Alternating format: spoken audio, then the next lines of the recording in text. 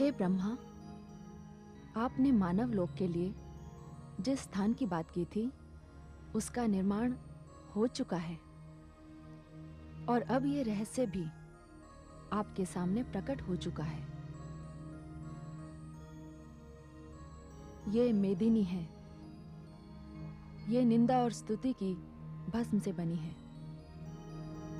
ये दो दुर्गुणों की राख से बनी है। ये राख से बनी है, इसलिए इसमें धारण करने की शक्ति है। ये पर्वतों का बोझ उठाएगी। इसके वक्षस्थल पर नदियां बहेंगी। ये वनस्पतियों का भार भी सहन करेगी। ये सर्दी, गर्मी और वर्षा भी झेलेगी। मानव के आने से पहले ये उसके लिए सारी सुविधाएं जुटाएगी। ये सब कुछ वो इसलिए करेगी क्योंकि संतान के लिए माता यही सब करती है, क्योंकि वो त्याग, तपस्या, ममता और सहनशीलता की मूर्ति है। ये धरती भी माता कहलाएगी। यदि सृष्टि को मानव ब्रह्मा की देन है, तो मानव को ये धरती मेरी देन है। हे ब्रह्मा, आप निश्चिंत होकर मानव की रचना आरंभ कीजिए।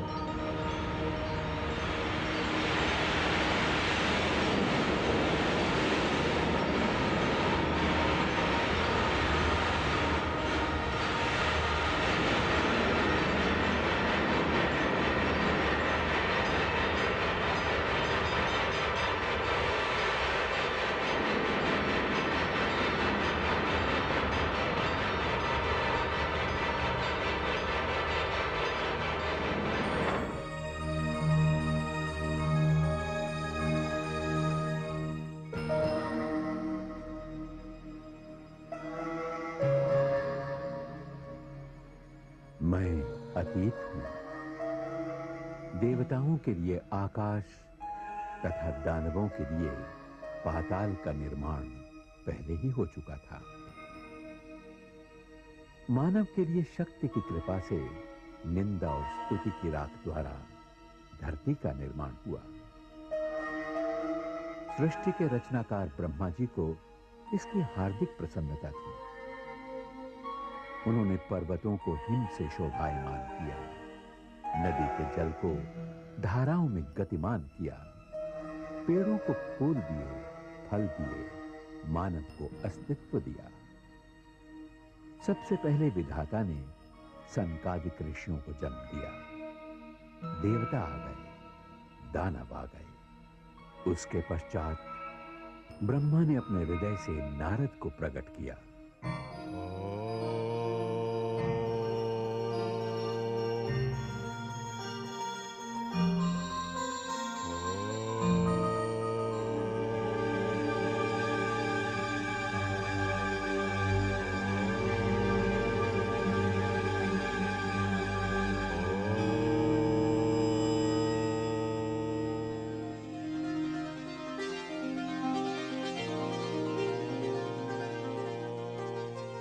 हे जन्मदाता,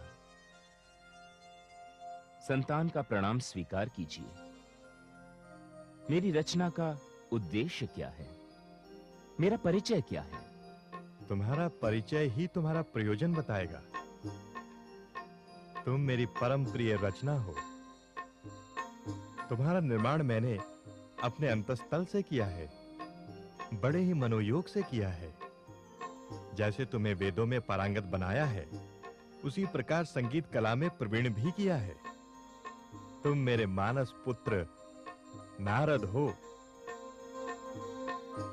परिचय के लिए आभारी हूं पितृदेव। अब मेरे लिए क्या आदेश है? मानव के लिए मेरा यही आदेश है कि वह नए मानव को जन्म दे, मानवता की परंपरा बनाए। ये मेरे लिए संभव नहीं है पितृदेव। देखिए ना, जब से मैं आपके समक्ष खड़ा हूं, मेरे अंतर्मन में एक ही शब्द गूंज रहा है, नारायण नारायण नारायण। हे पूज्य पिताश्री, मानव को जन्म देने की सेवा मैं नहीं कर पाऊंगा। मेरा मार्ग तो वैराग्य का है, नारायण की खोज है। मैं गृहस्थी के बंधन में नहीं बंधना चाहता। मैंने तुझे अपने हृदय से जन्म दिया है और तू वैराग्य की बातें करके मेरी आज्ञा का उल्लंघन कर रहा है। अपराध क्षमा करें पूज्य पिताश्री, मैं आपकी आज्ञा का पालन नहीं कर सकता। मैं तो बस आपसे ये निवेदन कर रहा हूं कि मेरे अग्रज सनकादिक, जिनकी रचना मुझसे पहले हुई है, वे भी तो आपकी आज्ञा का उल्लंघन कर कर चले गए। तेरा ये दुस्साहस, तूने मेरे आदेश को अस्वीकार किया है, इसका दंड तुझे भोगना ही पड़ेगा। जा, मैं तुझे शाप देता हूं कि तू सदैव अकेला ही भटकता रहेगा। जा, मेरे सामने से शीघ्र चला जा। मेरे कारण आपको क्रोधित होना पड़ा, इसके लिए मैं क्षमा चाहता हूं पिताश्री। पुत्र होकर भी मैं पिता की आज्ञा का पालन नहीं कर पा रहा हूं। यह मेरा दुर्भाग्य है, किंतु मैं अपना निर्णय ले चुका हूं। मेरा मार्ग लोक कल्याण का मार्ग है, नारायण का मार्ग है। इस उद्देश्य के लिए मैं अपने जीवन पथ पर अकेले ही चलना चाहता हूं।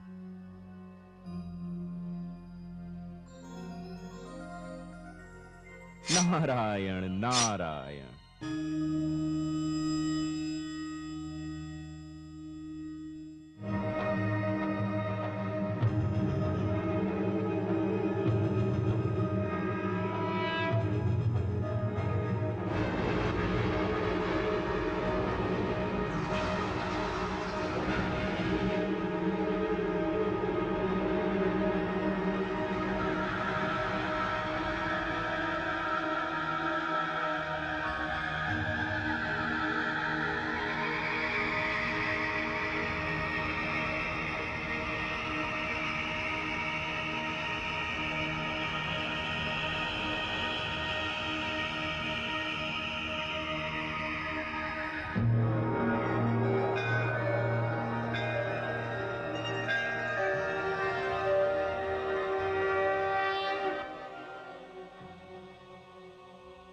आदि शक्ति को ब्रह्मा का नमन स्वीकार हो।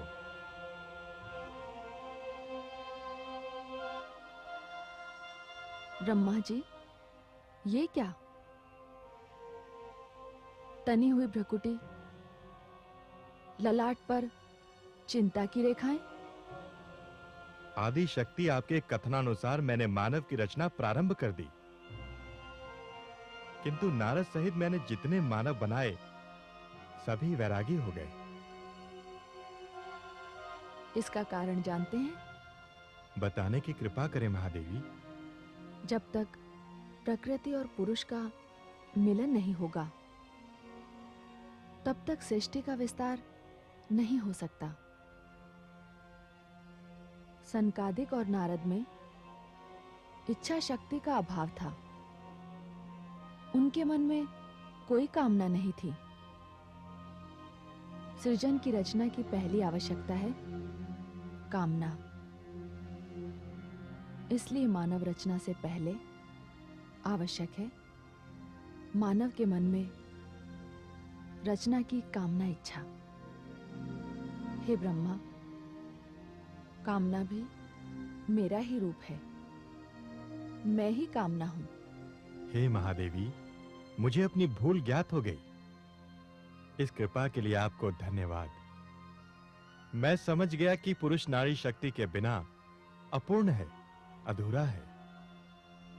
इसलिए अब मेरे हाथों जो भी जीव रचना होगी वो पूर्ण होगी। उसमें इच्छा होगी, कामना होगी।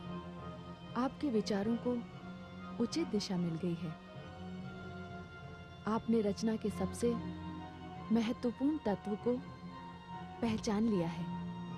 मैं समझ गया कि पुरुष के लिए नारी क्या है।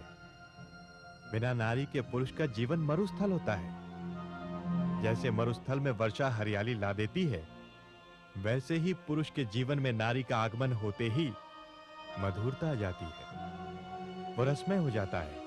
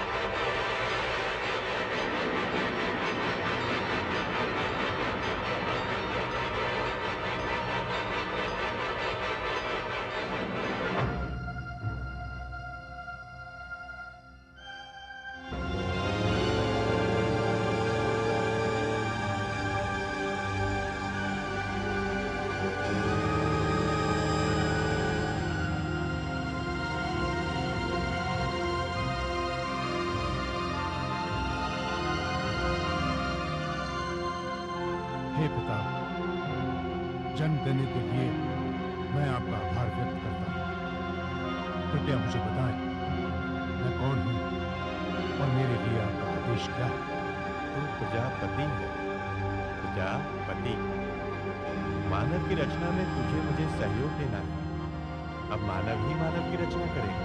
पूजनीय पिताश्री, मेरे अंतर्मन से एक पुकार उठ रही है कि मानव की रचना का कार्य मैं अकेले नहीं कर पाऊंगा। इस उत्तरदायित्व को निभाने के लिए मैं स्वयं को अधूरा पा रहा हूं। हे मानव, तुम्हारा कथन सत्य है। मैं तुम्हें अधूरा नहीं छोड़ूंगा। मैं तुम्हें पूर्णता प्रदान करूंगा। पूर्णता। मैं तेरे लिए एक नारी की रचना करूंगा। वो तेरी वामांगी होगी, शक्ति होगी। वो तुझे पूर्णता प्रदान करेगी। तू संसार में दक्ष प्रजापति के नाम से विख्यात होगा। नारी? ये नारी क्या वस्तु है? ये मेरी सर्वोत्तम रचना होगी। सुंदरता की मूर्ति, शक्ति का स्रोत, तुम्हारी जीवन संगनी, तुम्हारी प्रेरणा। यदि तुमने विवेक से काम लिया तो वो तुम्हारे लिए धरती पर स्वर्ग का निर्माण करेगी। ऐसी होगी नारी। नारी? धरती पर स्वर्ग?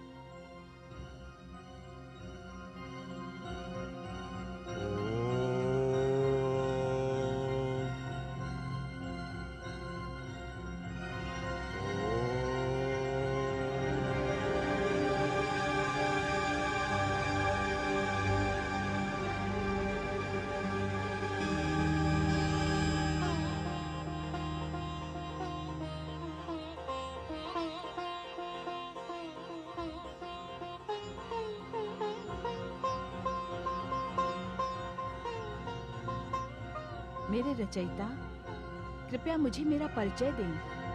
मैं कौन हूँ? मैं कैसे अस्तित्व में हूँ? मेरा भविष्य क्या है? तुम नारी हो। प्रकृति की सुंदरतम वस्तुओं की सहायता से मैंने तुम्हारा निर्माण किया है।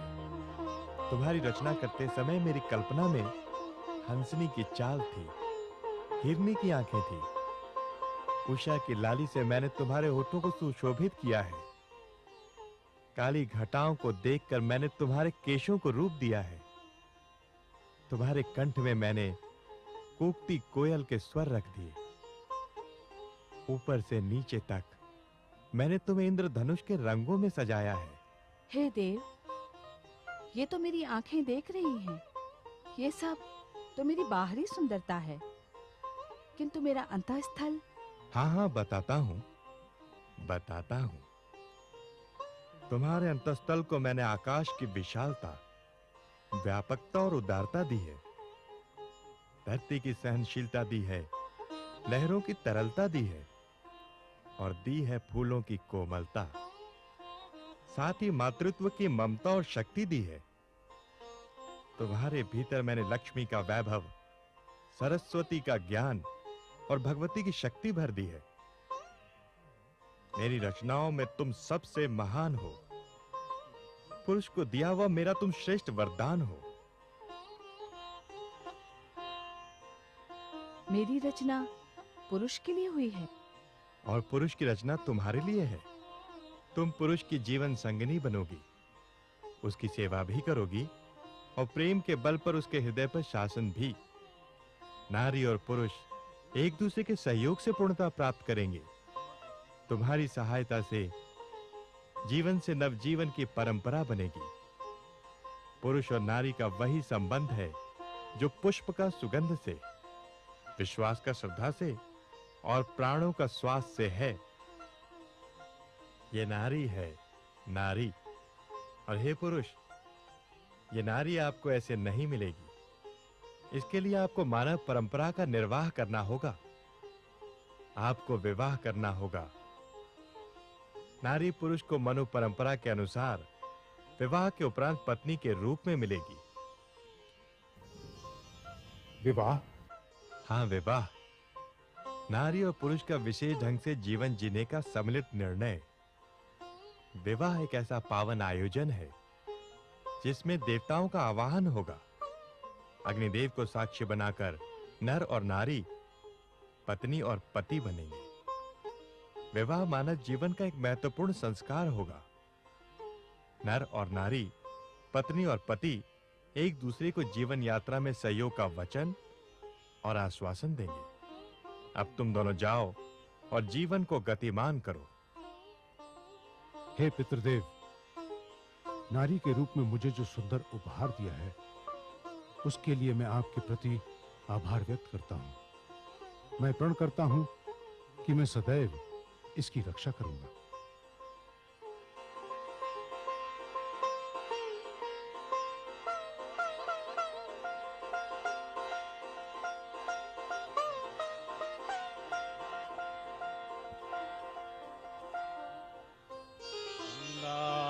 यमुना सरस्वती च यमुना गोदावरी नर्मदा च दिव्यांबरा नानारत्नविभूषितं चन्दनं जाति चंपक बिल्वपत्र सचितं पुष्पं च धूपं तथा दीपं देवदयानिधे पशुपते कल्पितं गृहिणां सौवर्णे मणिखण्डितरत्नचित्ते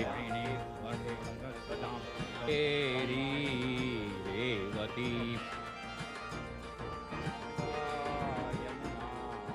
सौभाग्यवती भव, आयुष्मान भव।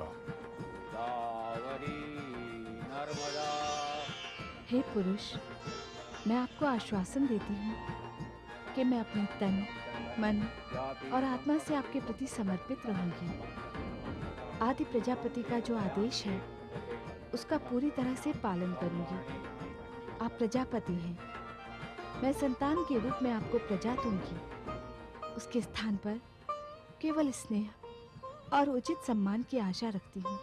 हे नारी, तुम आशा नहीं, विश्वास रखो। मैं तुम्हें वही स्नेह दूंगा जो विशाल धरती की ओर झुकता हुआ आकाश उसे देता है। मैं तुम्हें वही सम्मान दूंगा जो सागर किसी नदी को देता है, अपनी बाहों में समेटकर उसे विशाल सागर बना देता है। हम दोनों एक दूसरे के प्रति सदा निष्ठावान रहेंगे, एक दूसरे की भावनाओं का आदर करेंगे, सुख में दुख में सदैव एक दूसरे के सहभागी रहेंगे। मेरे प्राण, मेरी प्राणेश्वरी।